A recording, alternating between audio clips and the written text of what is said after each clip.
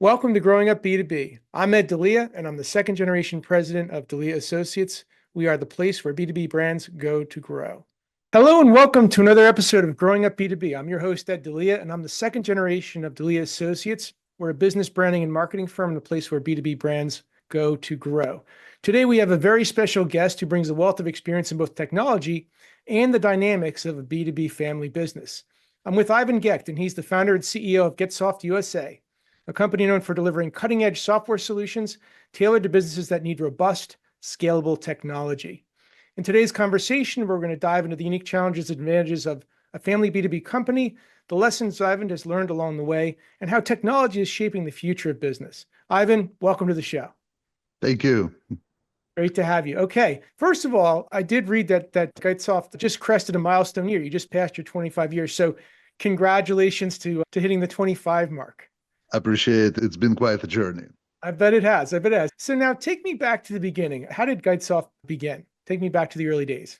It was 90s in Russia, a very turbulent period of time. We just had the crisis of 98 where people were sitting without the salaries, anything for months. The inflation was insane. So one of the ways that people, but again, open country, open borders, so it's no longer was a Soviet Union. So people started turning money in dollars and everything. And that's kind of was the very beginning of what later became this whole like outsourcing world, offshore development, whatever you call it right now.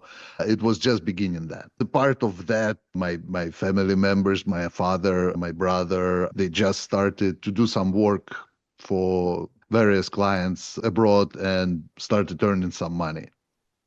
So their training, their background was always in technology, software development. Okay. They both had their careers in software development. They both worked for various companies, banks back in Russia. So they had quite an experience by then. And yourself as well, Ivan? Was that your background as well at that point? So at that point, I was still a high school student. Okay. But it's interesting how I got into the family business is that I actually started more in game development. So I was first writing some articles, game reviews, stuff like that. And then I started to work with some Russian-based companies who would do game development. I was doing some quality assurance for them.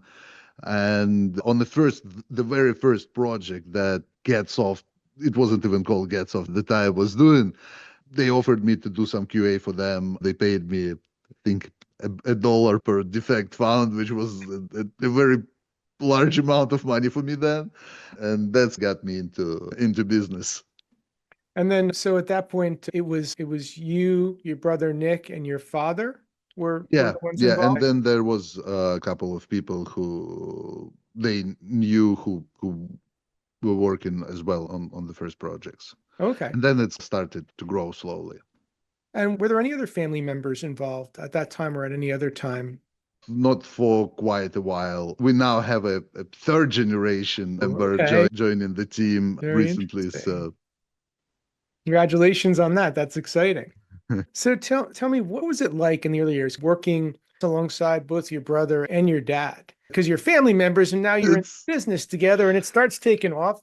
So tell me about that. Absolutely.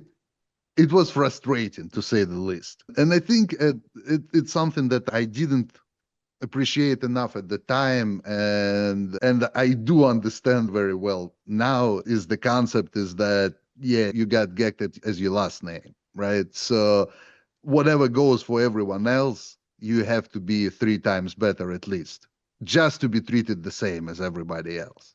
Okay. So what's good enough for everyone else is not even close to being good enough for you.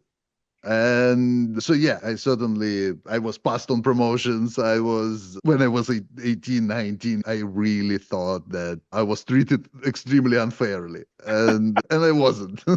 But now I certainly do appreciate that, and I understand why it was done the way it was, and it helped me grow tremendously. Yeah, as a second gen, I just remember those early years where I'd be going over something with my dad and he'd just shake his head. And I'm like, okay. You don't do that for other people, Dad, but I guess I get to. So you were held to a higher standard. Was that by your dad, by your brother, or by a bit of both? A bit of both. Okay. But again, I was working more in production teams, so just inherently, my brother was much more involved in day-to-day work with me. So Okay. Okay. And you and your brother kind of work in hand. How do you guys make that work? Across these 25 years, you're still your dad's no longer, yeah. nobody knows. It's that kind of thing that the reality. It's both. It's hard and it's easy at the same time, right? We do have a bit of an age difference. My brother, he's older than me. It both helped at some periods of time, and then it created some kind of tension because I was already grown up, and I was like, yeah, you got to start treating me like a part. I'm not your younger brother anymore. But I think what everyone needs to understand is in any dynamics, you you have to still treat each other as business partners first and family members second when Hmm. it comes to business. When it comes to family, it's the other way around, right? We can have a huge business fight and then speak the next day without any issues on something family related, right? Because these are two different things, but we held each other basically accountable and on merit, right? That's what we bring to the business, what are the results, and what each other's accountabilities are, and we go with this, and it Yeah. works. Yeah. So it seems like the two of you, whether you've explicitly stated it to one another or just internally, it just comes from the same place as there's this idea of honoring the business and honoring the family. And you're going to honor both and not let one impede the other in some way, Yeah, shape, or form. Is it? yeah, And it's yeah, safe to say you guys both live and play that way. yeah, Okay, yeah. We that's we do the best we can. yeah. Let me put it this way. Of course, it's tough, and of course, sometimes you have it going over between things. But yeah, we and being open, honest, and transparent helps a lot as well. Because Absolutely. sometimes we can get into a fight, and then it is just gonna be like, why are we yelling? What's going? You made me feel like this, like. That wasn't my intention. I meant this, and then like you made me feel like this, and then okay, yeah, there was no reason to fight. Like there's somebody else to blame. Let's go and just join our forces together, and that's it. So, but That's I fair. think that you need to have that culture and you need to have that relationship where you have to say things, and otherwise people don't read minds. Yes, yes, said. So I'm guessing you and your brother Nick have different strengths, right? Probably there's some things that maybe he's better at than you, and your things you're better at than him. Absolutely. How do you guys play to each other's strengths? How do you do that in the business?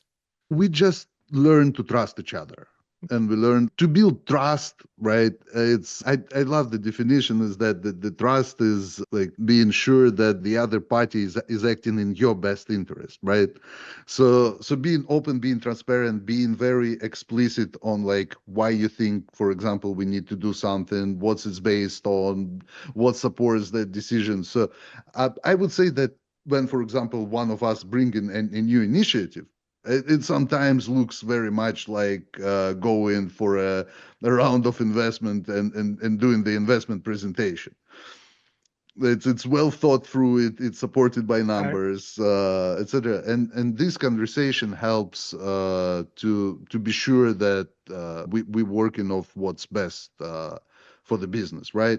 And then over the years, you learn some areas like, hey, you're really strong here, I'm really strong here, and let's just divide and conquer. Hmm. So you're discovering that, and as you're discovering it, you're being very transparent about it and acknowledging it, And and that seems to work for you and guys. I'm gonna be honest, like over 25 years, this it's not a fixed situation, right? It's very fluid. Yeah. So we learn something, we acquire new skills, and then you just go and execute on them, and sometimes we have this like switches where some things I am doing better, and then suddenly I can see that Nick is doing better than I am, and I transfer some of this stuff there, but then I get pissed because he's doing it better, so I learn to do it better, so it's getting transferred back to me, and it's just going that way, and we just help each other. Like you can always see where somebody is like too busy, and another one, okay, I'm suddenly having like half of my day is not booked, what can I pick up to make your life easier? Yeah. And it was an important word you used there in that description, and it was trust. Having that explicit trust in one another allows you to, I think, open those lines of communication and recognize, hey, this is better suited for you, better suited for me, but I've got your back and you got mine. So that's great. If you look back to a kind of a younger version of you, did you see this Gehtsoft? Was that No, no. I never thought that I'm gonna end up here. Yeah, it's I'm even my education is in rocket science. It's not in the anything like T related. but here you are, But 26 here years I am. later. Yeah, here I am. Tell me a little bit about that. What do you think in your upbringing helped shape your approach to leadership, your ability to now lead this company going into your 26th year, hitting a milestone? Were there anything in your upbringing that you can look back to and say, hey, I picked up some lessons there, whether from your older brother, your dad, or another family member, where you said, wow, that kind of shaped me? I think we would need to have a 3 hour therapy session to go into this much detail. Obviously, we had the positives, the negatives, but I do remember various cases or scenarios where I saw how my dad would act, or how my brother would act, or grandparents or my mother, and you pick up from Mhm. everyone. And I for example, I remember a situation when, again, the crisis hit, everybody's sitting within the salaries, and my dad was in the situation. He was head of the department, and he was offered by the employer that they're going to keep paying his salary, but they are not able to pay anyone else in his department, but they want to keep him, so they're going to pay his salary. And he said, no, like you either paying us all or you're not paying anyone. Like I'm not Wow. gonna take this money, right? Even though it wasn't an easy situation, and it wasn't he wasn't sitting on a huge pile of cash at the time, so it was tough time for the family, but the principle was there, right? And this kind of shaped the form and the attention of to people you lead, right? And actually, we had the situation when we had to do not exactly the same, but the company hit the tough times. We had to downscale, and we wanted to keep a lot of people. So, for example, me and my brother, we took like 50 or 60% pay cut, both of us, just to keep paying the same salaries to the people who were working for us, even though we downscaled, like it was a drop from 150 to 15 people 10 Mhm. times, right? But to keep paying these 15 people what they deserve, right? Sure. We did the same. So I think these little things that you maybe not even Yeah. considering when you're a child, they still form you a lot. Absolutely. And it sounds like your dad is a man of tremendous integrity and honor. And it sounds like you carried that forward in a very similar situation and applied it. And that's pretty powerful. Every business has its ups and downs, and every leader has their moments and their moments of doubt. Can you take me back to a time where maybe you had a moment of doubt about where Gehtsoft was going, your role with it, and what you maybe did to kind of break through that moment of pause or hesitation or doubt? So yeah, so the way you phrased this question, and by my answer immediately popped up. So this morning, right? Because I don't think that there is a single moment of doubt. That's just inherently who we are. It's this like imposter syndrome, which is both good and bad for you, right? To a point, if it's we try to leverage it and we try to go forward and to help it drive us to be better. But a lot of time you find yourself like hitting the wall and just doing stuff that you know is right. and it's not bringing the results, and the months go by, and sometimes year go by, 2 years go by, and you just like, why is it not working? What am I missing? Maybe I am the wrong leader, maybe I'm in the wrong position, maybe I need to find somebody else. And then suddenly the pieces of the puzzle come together, and you're just like, yeah, thank God. I find myself in these situations way more often than I would want to. And the moments of doubt, it's not like once in a while. Again, it's every morning you wake up and you think, am I still the best man to lead the people? Am I still the best man to do the job? Or can we do better? And Mm. then you push yourself to be better. Yeah. Yeah. That's, And I think that's actually some of that's, I get this from my brother, right? Mhm. Because we are very competitive. To a point, it was hilarious because I went and I got a certification, just evidence-based management. I think it was with Scrum.org.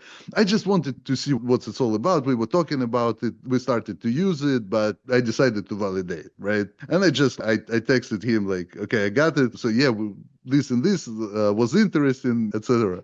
2 days later, he comes, okay, I got it too. Like, why? Why you have it? I don't. I'm like, are you for real? Right? So, okay. So and competitive with each other. When you said competitive, I thought you meant competitive about the business. You're competitive with each other sometimes. absolutely. But again, that's what drives us and pushes us forward and helps us to be better every day. So Yeah. And I would frame that as healthy competition because it's for the betterment of Gehtsoft in the end, right? absolutely, absolutely. So you said something early on, Ivan, and I was interested to just ask a little more. You said there is a next generation that's now among the ranks. Can you tell me a little bit who's among that's So, Gen so my nephew, Okay. Nick's son, had Makes sense. joined the business, I think about a year ago. How's that going? How's he doing? He's a work in progress. Okay, it's a work in progress, but that's exciting. But it leads to starting to think about the future. And as you and Nick look to So the future, whether it's that person or not, but what is your vision for Geitsoft? Where, you, as you cast out to the You future, know, what do you it's see? yeah, absolutely. It's interesting because both me and him, it we never had the intention or it to force any of our kids to be part of the business. Mm-hmm. And for example, Nick's daughter worked with us for a year or two, and then she realized it wasn't the best place for her. Mm-hmm. She moved on. She's building a career in another organization. She's perfectly happy there. We are perfectly happy for her. So I'm not looking at it as a like multi-gener. I want to build a 10 Sure. generations business that will be surviving forever and ever. So if somebody from the family wants to be a part of it, the doors are always open, right? Okay. If somebody will be in a position and at a skill level to lead the organization going forward, great. If not, we will be considering other options, definitely other options for an exit or Mm-hmm. something to have. Okay. So the door is open, but it's not necessarily mandatory. No, it's absolutely not. Okay. And that's a healthy way to let them find their way and decide on their own Sure. terms, as you did, that, okay, I'm gonna do this. So if there was somebody, and this is for the benefit of our listeners, so many of them might be at that early stage where you were at 26 years ago, who are thinking about this, like thinking about, do I join the family business? Do I go that direction? Do I go my own way? What might be some advice that you'd give somebody in that position as they're thinking through that? What might you tell them?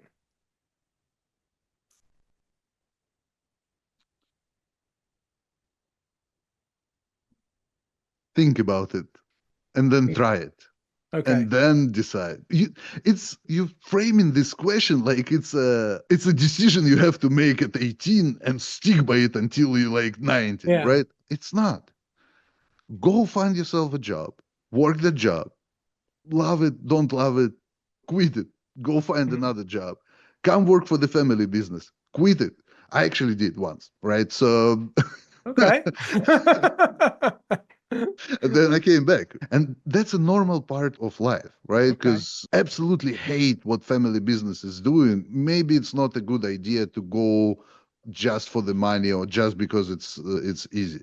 But if you love what your family business is doing, or you see an opportunity for yourself to grow, to get the skills, to become a better person, a better professional through working in your family business, and then the family business can benefit from it, then why not? Right? And I love that perspective, which is not overthink it, as I think some of us do, but try it, right? Just Yeah. I explore. I just like one thing that for sure sticks out for me is that nepotism is one of the biggest reasons for the burnout of the employees. So for any family business, that's something to be acutely aware of and managing it. So you that that's why I'm saying that I really appreciated that I was treated like with a high level of standard in the beginning is, and still am actually. It's because you don't want to even create that sense of nepotism or something, and for, you want to for everyone to realize that you're gonna work with the best person for the job, Mhm. and that's it, right? Great point. So, if you could go back in time, you can go back in time to 26 years and give a younger Ivan one piece of advice based on what you know to be true now. What would be one thing you might tell a younger version of you if you went back to the beginning? Something that you've learned along the way that would be helpful in guiding that younger version of you.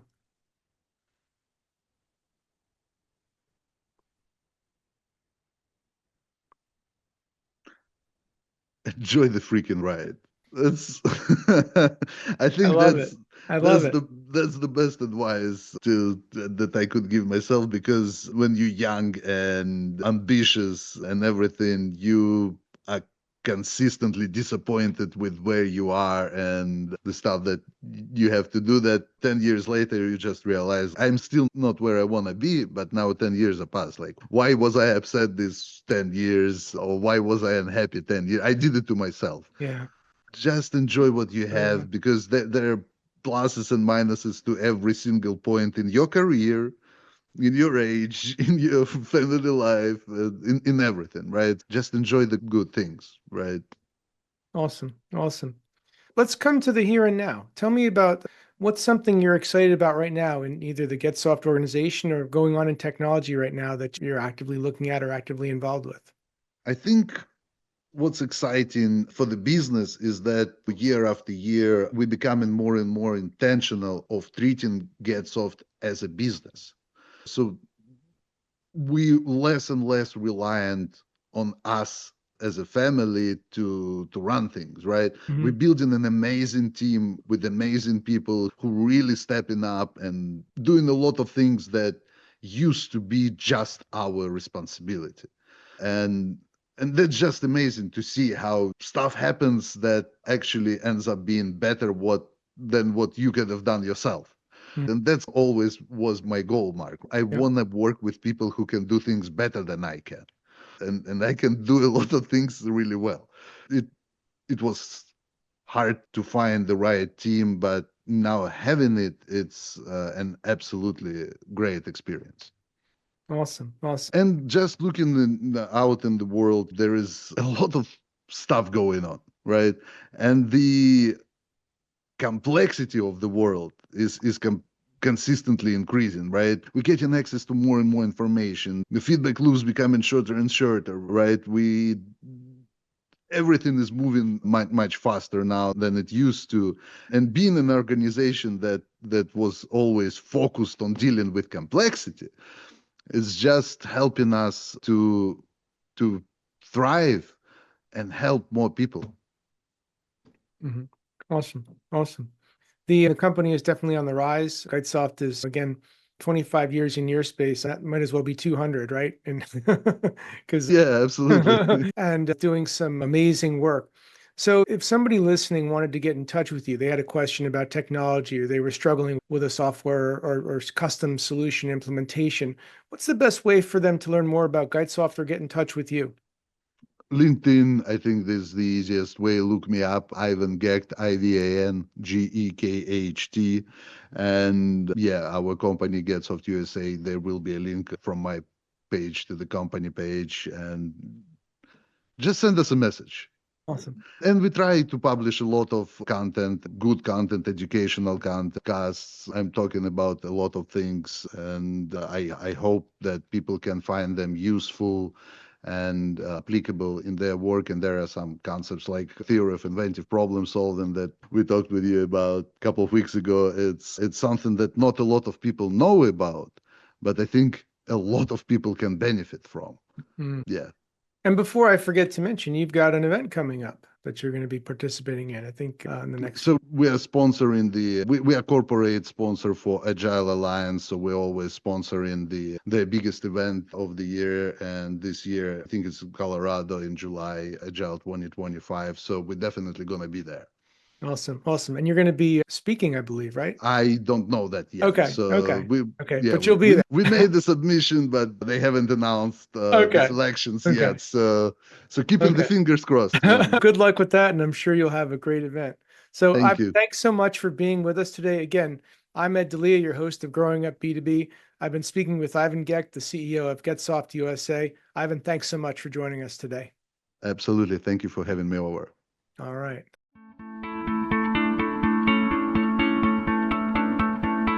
Hey, thanks so much for tuning into Growing Up B2B. To explore more episodes and insights, visit podcast.delianet.com. And if you've enjoyed this episode, please give us a rating or review on your podcast platform of choice. Having worked with hundreds of family-led businesses across my career, and being a second-generation leader myself, I'm on a mission to help every family business I meet achieve next-level growth for their organization. So feel free also to connect with me on LinkedIn and let's support each other. You can also find out more about my company at delianet.com.